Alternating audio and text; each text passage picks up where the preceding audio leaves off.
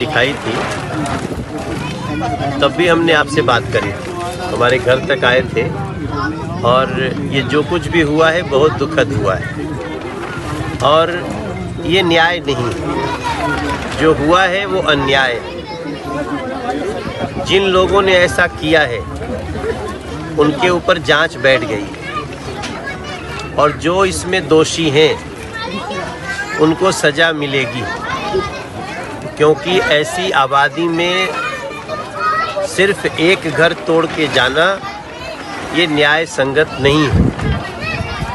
मैंने पहले भी बिना यहाँ आए भी मैंने कहा था कि ये लोग हीरो है, हमारे रेड माइनर्स ये हीरो है, इनके साथ कोई भी अन्याय नहीं होना चाहिए। जो हुआ है उसमें बहुत सारी साजिशें दिख रही हैं। आपने एलजी महोदय का भी बयान सुना होगा कि वो दुखी भी हैं और आश्चर्यचकित हैं कि ऐसा कैसे हो गया।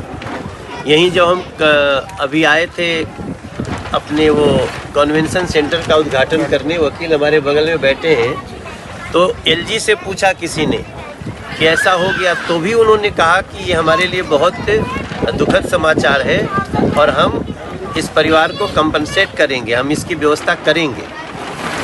तो आप सोच सकते हैं जब एलजी का ये बयान आ रहा हो, एलजी किसी ऐसी घटना पे इस तरह का बयान नहीं देते हैं, इसका मतलब कि इस घटना को प्रधानमंत्री जी तक भी पहुंचाया हुआ है।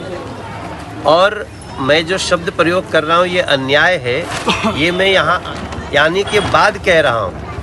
अभी तक मैं यही कहता था कि इनको हम कंपनसेट करेंगे, लेकिन यहाँ आने के बाद अब मैं जो देख रहा हूँ कि ये अन्याय हुआ है। इनका जो घर बना है बहुत लंबे समय से बना है और प्रधानमंत्री उदय योजना के तहत इनको भी अपने घर में रहने का अधिकार है। और उसके बाद भी अगर किसी ने स्पेशली एक घर तोड़ा है तो उसमें इनसे भी हम बात किए, बहुत सारी बातें आ रही हैं।